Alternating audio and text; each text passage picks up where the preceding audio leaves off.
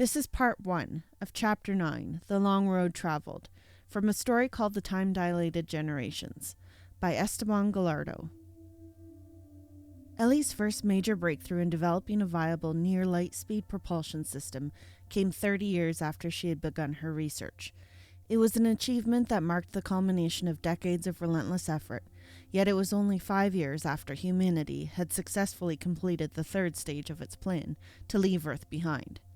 The third stage of humanity's exodus was the construction of a vast orbital shipyard, a monument to survival and human willpower, the place where the generational starships would take shape.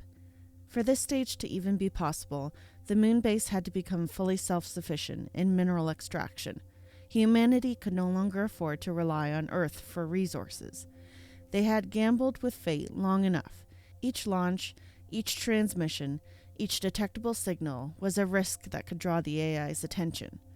Thankfully, the moon, sharing a common past with Earth, held most of the essential elements needed for large-scale construction.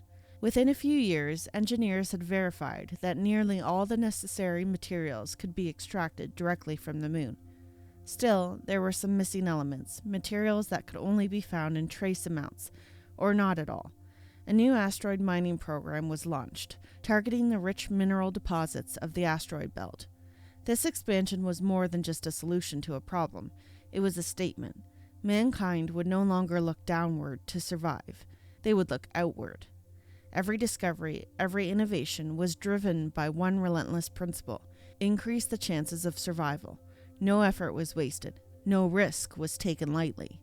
The orbital shipyard was one of the most extraordinary constructions in human history, a testament to what humanity could accomplish when united under a single, urgent purpose. In just 10 years, the impossible had been built and perfected, a floating city in the void, a colossus of engineering, where entire starships would be born.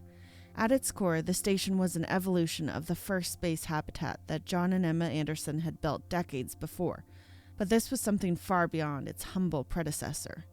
With a radius of 1,000 meters, the shipyard spun at just the right velocity to simulate 80% of Earth's gravity, strong enough to counteract the worst effects of prolonged low gravity, yet gentle enough to prevent dizziness or disorientation. It became a necessary pilgrimage for the inhabitants of the moon base, a place where their bodies could recover from the harmful effects of the moon's weaker gravity. While the shipyard's primary function was the construction of interstellar vessels, it was also fully equipped as a long-term habitation facility. Every breakthrough in survival technology, every system developed to sustain humanity on the generational starships, was first tested here. It was not just a factory, it was a prototype for the future of humanity in deep space. Its design was divided into two main sections. First, the inhabited ring, a vast toroidal structure where people lived, worked, and carried out research. This was the heart of the station, the first true space city, built to sustain human life indefinitely. Second, the industrial core, a titanic assembly complex stretching 10 kilometers in length, consisting of 20 massive production rings. These rings housed fuel storage, raw material processing plants, and thousands of automated assembly units, turning the raw resources extracted from the moon and asteroids into fully functional spacecraft components. The shipyard was, in essence, the most advanced 3D printing facility ever conceived. Thousands of robotic arms moved in perfect synchronization, layering materials molecule by molecule, constructing starships with a precision no human hands could ever achieve. To watch the process unfold was to witness a hypnotic ballet of machines, a mechanical choreography unlike anything mankind had ever created before. From the smallest structural beam to the largest propulsion chamber, everything was printed, assembled, and integrated in zero gravity, each component slotting into place with seamless precision. The shipyard was not just a factory. It was the birthplace of humanity's new future. The first spacecraft ever built at the station was not a colony vessel. It was a test ship, a vessel designed for one singular purpose: to validate Ellie's lifetime of work. It was not grand. It was not majestic. In fact, it was barely larger than 2 old yellow American school buses placed end to end. It was built only for 2 passengers and a small cargo hold, a far cry from the massive starships that would one day carry generations of humanity into the unknown. But it was enough. Its size didn't matter. What mattered was its propulsion. This small, unassuming vessel would test Ellie's revolutionary drive system, the culmination of 30 years of relentless research.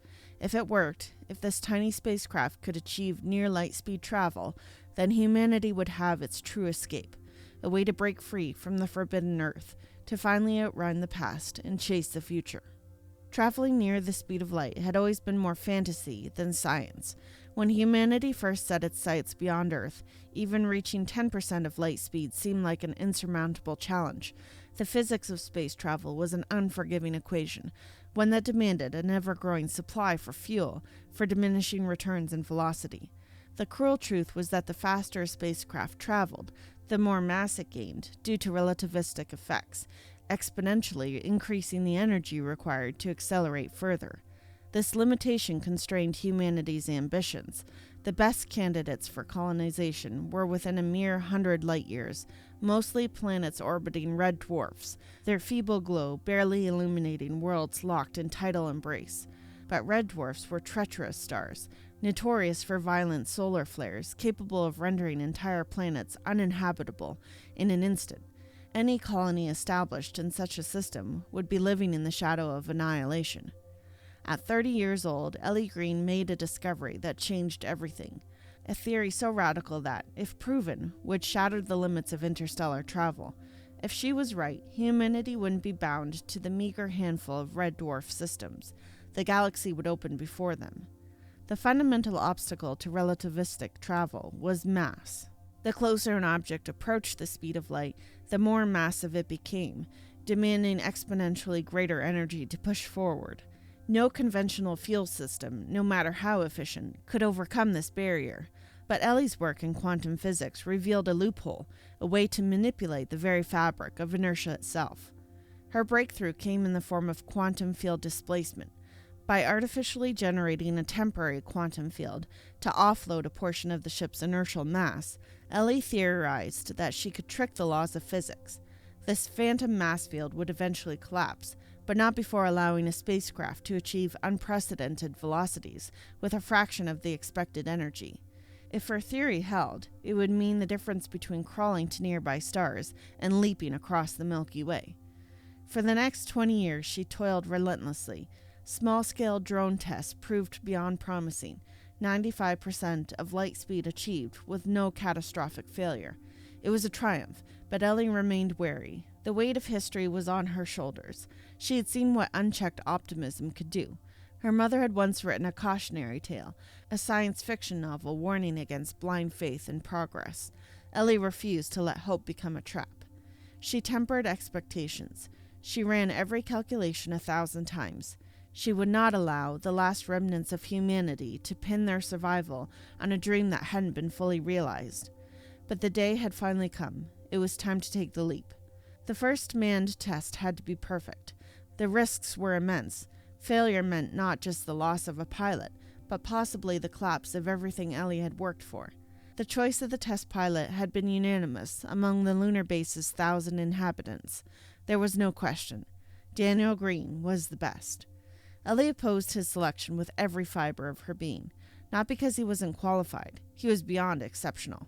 A pilot of unmatched skill, a man whose confidence was unshakable, whose hands were steady under pressure, whose mind thrived in the silent void of space. But to Ellie, Daniel wasn't just the best pilot. He was her husband, the love of her life. 15 years earlier, their paths had crossed for the first time. Ellie had needed a pilot, someone skilled enough to guide her test drones, someone willing to push boundaries without fear. Daniel had volunteered without hesitation. He had that rare kind of fearlessness that was not born of recklessness, but of absolute trust in his own abilities. Their personalities clashed at first. Daniel was an extrovert, always ready with a joke, always carrying himself with an easy confidence that disarmed even the most cynical minds. Ellie, by contrast, found solace in solitude. She was not antisocial, but she was happiest buried in equations, her mind dancing between numbers and possibilities. And yet, Daniel fascinated her. He had a way of getting under her skin, teasing her, pulling her away from her calculations just long enough to remind her that life existed outside of equations. He lived for the moment while she calculated every outcome. What she never expected was how much she would come to crave his presence. What had once been a slightly irritating distraction became a comfort she longed for every day. Daniel had fallen in love with her long before she realized she felt the same. He lived for the moments when he could break her deep, focused expression with one of his quips, watching her scowl in mock frustration, only for a reluctant smile to betray her amusement. Laughter after laughter, day after day, they built something neither of them had planned for, something unshakable. 4 years after their first meeting, their love had become undeniable. The entire lunar base rejoiced when they married, their brightest scientists and their best pilot, a symbol of hope for all who watched them, and a year later, their son Leo was born. Leo was among the first children authorized under the new survival protocols, a milestone that marked the beginning of their true independence for the lunar colony. Humanity was no longer just surviving, it was growing. They say time is relative, and nowhere was that more true than the life of Ellie and Daniel Green. In happiness, time moved like a fleeting dream. 10 years vanished in the blink of an eye. Between their work, their shared ambitions, and the simple joy of raising their son, life had been a blur of love and purpose. Every breakthrough Ellie made in propulsion technology felt like a reflection of her own heart, an expanding horizon of possibilities. She realized that love itself was an essential force, just as vital to humanity's survival as science and progress. That was part 1 of Chapter 9, The Long Road Traveled, from the story The Time Dilated Generations, by Esteban Gallardo. Thank you so much for listening, and we'll see you again next time.